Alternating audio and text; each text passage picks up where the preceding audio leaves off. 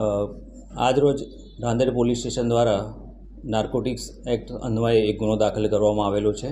એમાં 3 આરોપી અટક કરવામાં આવેલ છે, જેના નામ છે સુલેમાન ઉર્ફે SK ફારૂક, બીજો એક આરોપી છે મોહમ્મદ જાવેદ ઉર્ફે ગુડ્ડુ મોહમ્મદ જુબેર અને ત્રીજો આરોપી છે એજાજ અયુબ શેખ।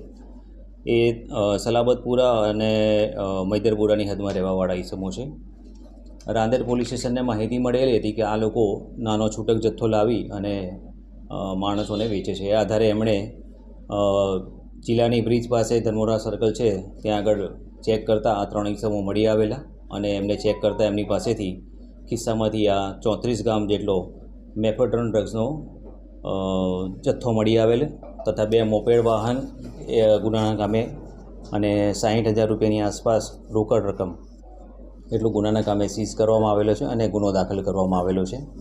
આ બાબતે એ લોકો મૂળ જથ્થો ક્યાંથી લાવ્યા હતા એ અંગેની તપાસની કાર્યવાહી ચાલુમાં છે। અત્યારે તો એમની પ્રાથમિક તપાસ જે માહિતી મળતી કે અહીંયા વેચે છે આધારે ગુનો દાખલ કરેલો છે। કેટલા સમયથી વેચે છે એ બાબતની પૂછપરછ અને ઇન્વેસ્ટિગેશન ચાલુમાં છે। હા, એટલે જે નાનો જથ્થો વેચે છે એટલે એ છૂટક વેચવા આવતા હોય એવું જણાય છે અત્યારે હાલની દૃષ્ટિએ। નહીં, અત્યારે તપાસ ચાલુ છે।